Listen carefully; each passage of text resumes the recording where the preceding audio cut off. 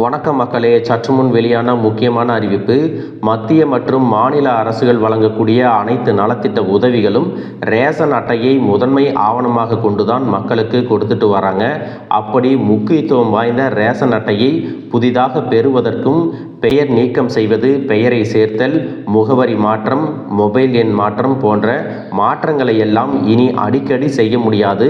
அதை மாற்றம் செய்வதற்கு கடுமையான கட்டுப்பாடுகளை எல்லாம் விதிச்சிருக்காங்க. என்னென்ன மாற்றங்களை செய்ய முடியும், அதையும் எத்தனை முறை செய்ய முடியும் அப்படிங்கிற கூடுதலான தகவல்களை எல்லாம் தெரிஞ்சுக்க இந்த வீடியோவை ஸ்கிப் பண்ணாமல் கடைசி வரைக்கும் பாருங்கள். அப்போ தான் நாங்கள் சொல்லக்கூடிய தகவல்கள் எல்லாம் முழுசாக உங்களுக்கு தெரியும். இப்போ வாங்க வீடியோக்குள்ளே போயிடலாம்.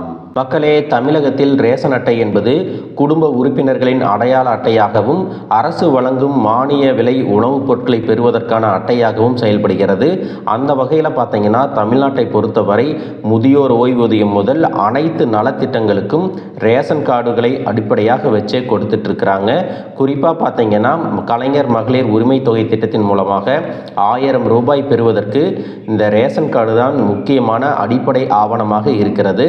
ரேஷன் அட்டை மூலமாக மானிய விலையில் அரிசி, சர்க்கரை, கோதுமை போன்ற அத்தியாவசிய உணவுப் பொருட்களை எல்லாம் பெற முடிகிறது. அதுபோல தீபாவளி மற்றும் பொங்கல் போன்ற பண்டிகை காலங்களில் அரசு வழங்கும் பரிசு பொருட்களை பெறவும், பேரிடர் காலங்களில் அரசு வழங்கும் நிவாரணத் தொகையை பெறுவதற்கு இந்த அட்டை ரொம்பவே அவசியம் அப்படின்னு சொல்லியிருக்காங்க. தமிழ்நாட்டை பொறுத்த வரைக்கும் பார்த்தீங்கன்னா முன்னுரிமையற்ற குடும்ப அட்டை, முன்னுரிமை குடும்ப அட்டை, சர்க்கரை விருப்ப அட்டை, அந்தியோதயா அன்ன யோஜனா மற்றும் பொருளில்லா அட்டை அப்படின்னு 5 வகையான ரேஷன் அட்டைகள் நடைமுறையில் இருக்கிறது. குடும்பங்களின் பொருளாதார நிலையை பொறுத்து தான் இந்த அட்டை வகைகள் எல்லாம் தீர்மானிக்கப்படுகிறது.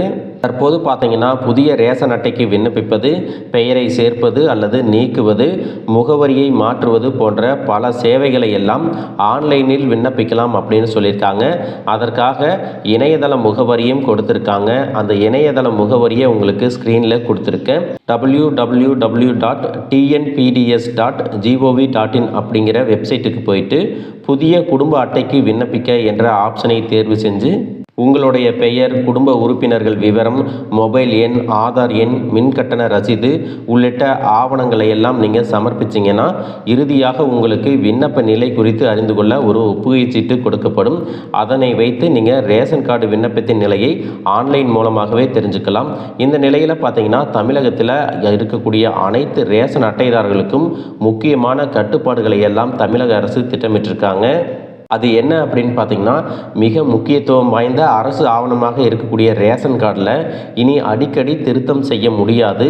வருடத்திற்கு 2 முறை மட்டுமே ரேஷன் கார்டில் திருத்தம் கோரி விண்ணப்பிக்க முடியும் அப்படின்னு சொல்லியிருக்காங்க. அதே போல் டூப்ளிகேட் ரேஷன் கார்டுக்கு விண்ணப்பம், ரேஷன் கார்டு PDF டவுன்லோடு ஆகியவற்றையும் ஆண்டுக்கு 2 முறை மட்டுமே செய்ய முடியும் அப்படிங்கிற கட்டுப்பாடுகளை சொல்லியிருக்காங்க. இதற்கான அதிகாரப்பூர்வ அறிவிப்புகள் இன்னும் சில நாட்களில் வெளியாகும் அப்படிங்கிற தகவலையும் சொல்லியிருக்காங்க. மக்களே, இதில் கவனிக்க வேண்டிய முக்கியமான விஷயம் என்ன அப்படின்னு பார்த்தீங்கன்னா, அரசின் நலத்திட்டங்களை எல்லாம் பெறுவதற்கு ரேஷன் கார்டு மிக முக்கியமாக இருக்கிறது.